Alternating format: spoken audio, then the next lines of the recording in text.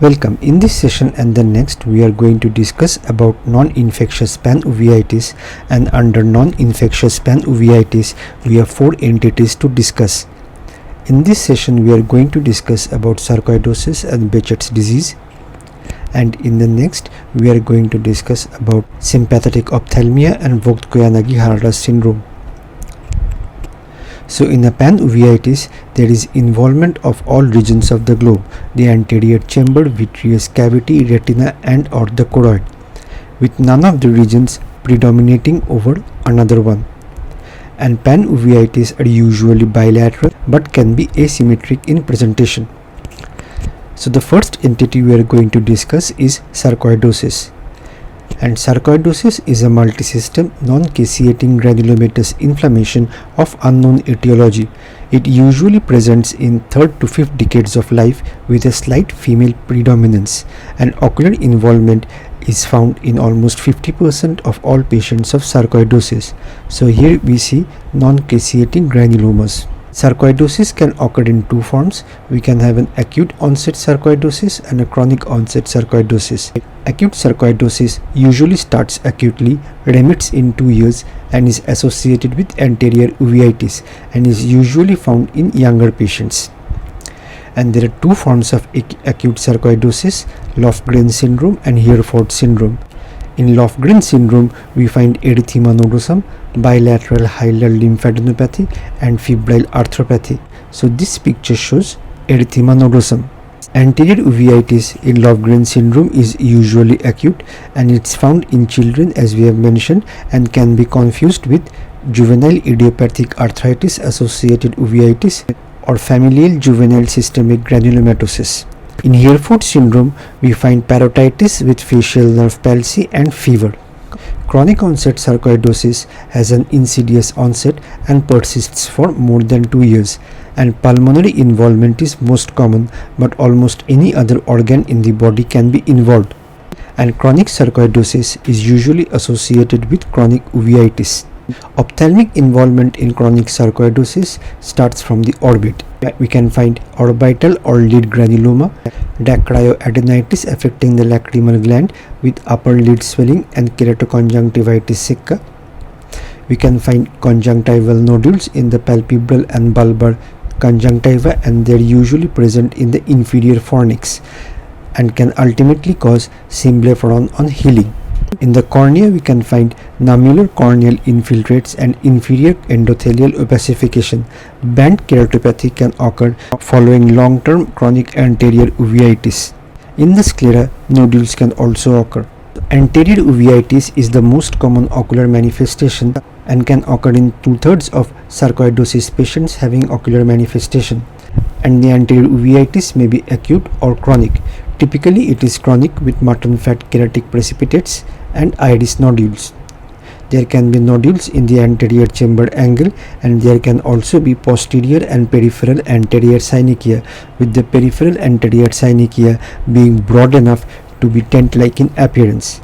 And repeated episodes of silent recurrences can lead to progressive posterior and peripheral anterior synechia, which may ultimately cause secondary glaucoma. Vitritis is a common feature of ocular sarcoidosis, and we find cellular aggregates in the form of snowballs, usually in the inferior vitreous cavity, and snowballs may also be arranged linearly in a string of pearls appearance. So here we find snowballs in the inferior vitreous cavity. 20% of sarcoidosis patients having ocular manifestations have posterior segment involvement. So posterior uveitis in sarcoidosis is less common than anterior uveitis. And posterior segment involvement can be in the form of periphlebitis, which may lead to ischemia and neovascularization, and periphlebitis is the most common posterior segment manifestation. And the periphlebitis can be severe enough to appear as extensive perivascular exudation called candle wax drippings. Granulomas can occur in the retina, the choroid or the optic nerve. So here we find severe perivascular exudation, and we can find also granulomas in the retina as well as snowballs. Arteritis is less common but can lead to multifocal arterial ectasias resembling macroaneurysms. Dallen-Fuchs nodules can occur Dahlen-Fuchs nodules are more characteristic of sympathetic ophthalmia and Vogt-Koyanagi-Harder syndrome. Optic nerve inflammation, papilledema and visual field defects can occur if there is involvement of the CNS with sarcoid, and complications of sarcoid uveitis include cataract, glaucoma, macular edema and choroidal neovascularization. There is no specific diagnostic test for sarcoidosis. Chest radiograph or high-resolution CT scan of chest usually shows bilateral hilar lymphadenopathy with or without parenchymal infiltrate, and 90% of sarcoid patients show abnormalities at some point in the disease course in chest imaging. Serum ACE and lysozyme levels can be assayed and found to be elevated, but they are not specific for sarcoidosis. ACE levels may be depressed in a patient with sarcoid by concomitant ACE inhibitor intake, and ACE levels may be high in healthy children but lysozyme is not, and in certain other conditions serum ACE levels are also increased, as in diabetes, alcoholic liver disease, chronic renal disease and tuberculosis.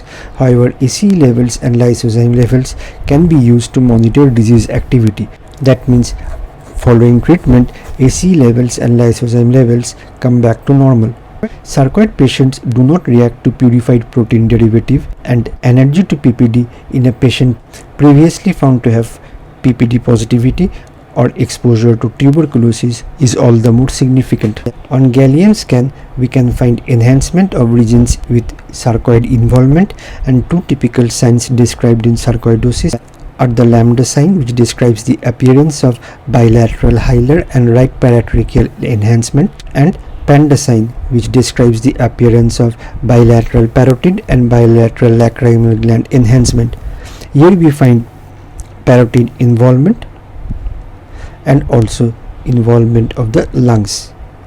A PET CT scan can also be done to detect areas of sarcoid involvement. Levels of calcium in serum and urine is also found to be elevated in sarcoidosis, and histopathology of specimen from skin and conjunctival nodules or enlarged lacrimal glands can be done more safely than bronchoalveolar lavage.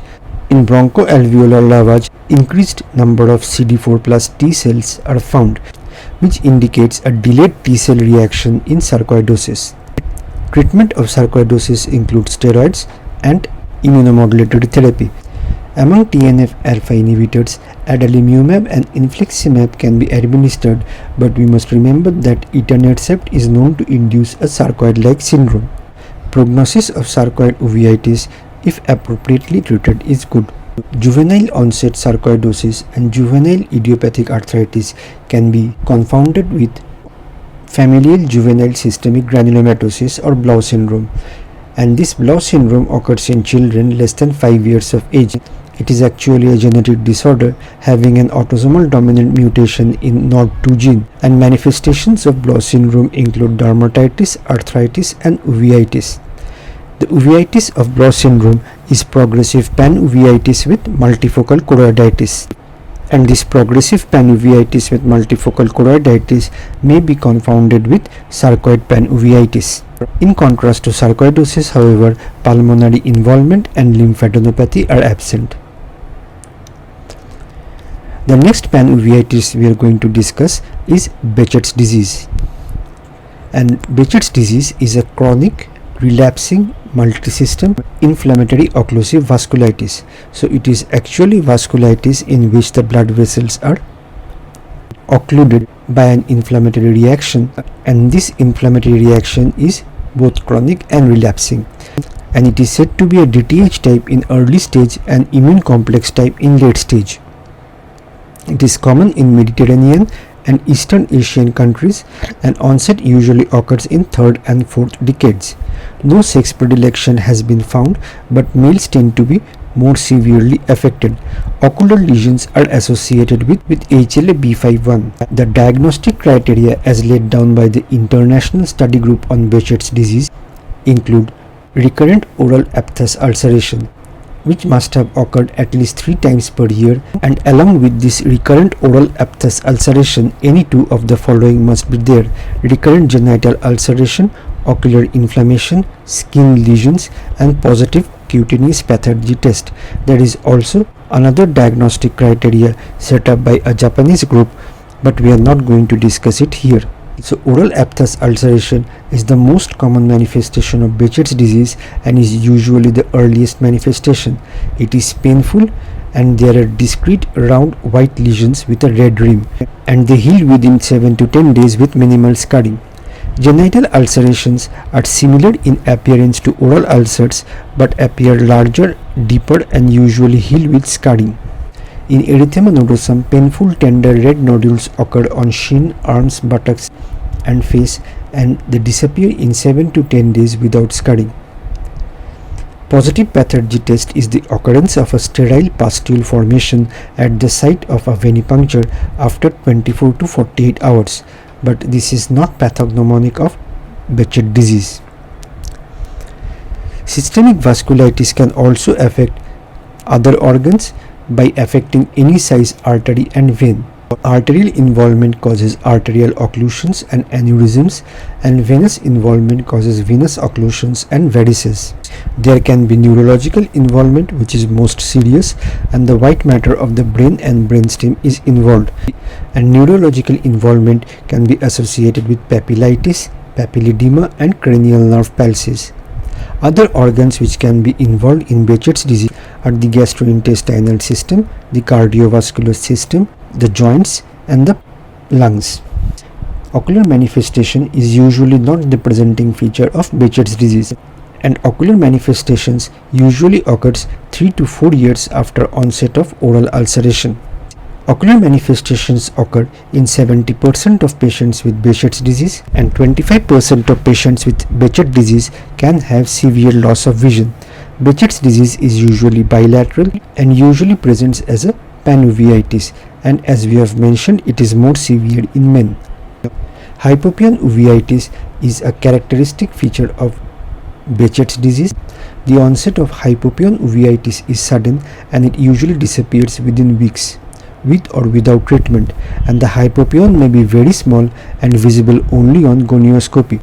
The hypopion uveitis can be asymptomatic, and the hypopion moves with different positions of the head and can be made to disperse by shaking the head, so the hypopion is actually mobile and can be shifted by altering the position of the head. Recurrent disease can cause posterior synechia, peripheral anterior synechia, and secondary glaucoma. However, posterior synechia does not occur during the initial few episodes of anterior uveitis. Other manifestations can be conjunctivitis, keratitis, episcleritis, scleritis, and cataract. Posterior segment manifestation is more common than anterior segment manifestation in BD. So this is the reverse of that in sarcoidosis. And the posterior segment manifestations are sight-threatening, and the two characteristic posterior segment manifestations which should always arouse suspicion of Behcet's disease are occlusive retinal vasculitis and retinitis. The occlusive retinal vasculitis can affect both arteries and veins and can lead to retinal neovascularization and neovascular glaucoma. The vessels appear white and sclerosed in late stages. So here we have a patient with a retinal vasculitis with hypoperfusion in the early phase and staining in the late phase. Retinitis occurs as multifocal and chalky white in color. So here we find multifocal areas of retinitis, and the retinitis patches may be necrotic and appear similar to viral necrotizing retinitis, including acute retinal necrosis, which we will be discussing in a subsequent session on the infectious uveitis. Vitritis can be there, and papillitis followed by optic atrophy can occur. Laboratory testing including ESR, CRP, HLA typing, and pathology testing is now considered of little value in Behcet's disease, and in fluorescent angiography there is occlusion and severe dilatation of retinal capillaries, perivascular staining, retinal ischemia and neovascularization, and macular edema. So here we see perivascular staining and areas of retinal non-perfusion. OCT shows disruption of the retinal architecture in the involved area and macular edema. Systemic steroids including intravenous steroids are essential in rapidly controlling explosive onset of BD uveitis. However, posterior segment BD is now considered an absolute indication for prompt initiation of IMT to save vision. by reducing recurrences and improving long-term visual prognosis. Else, it has been found that severe relapses are likely to occur during tapering of steroids, leading to adverse visual outcomes. And among IMTs, non-biologics can be used, and efficacy of azathioprine and cyclosporine in BD has been shown in randomized control trials. Other non-biologic agents can also be used. Among biologics, infliximab and adalimumab can be used, and there is good quality evidence for infliximab and moderate quality evidence for adalimumab in Behcet's uveitis. And among biologics, interferon alpha 2a has also been found to be efficacious and is also safe in the presence of latent tuberculosis. Complications include macular edema, retinal and optic atrophy, glaucoma and hypotony. And course of BD is characterized by recurrent flare-ups on a background of chronic low-grade inflammation unless the patients are on long-term INTs. And with retinal and optic atrophy occurring with pigmentary alterations, end-stage BD can resemble retinitis pigmentosa. And as we have mentioned earlier, 25% of BD patients may ultimately have a visual acuity of less than 6/60. Thank you for listening.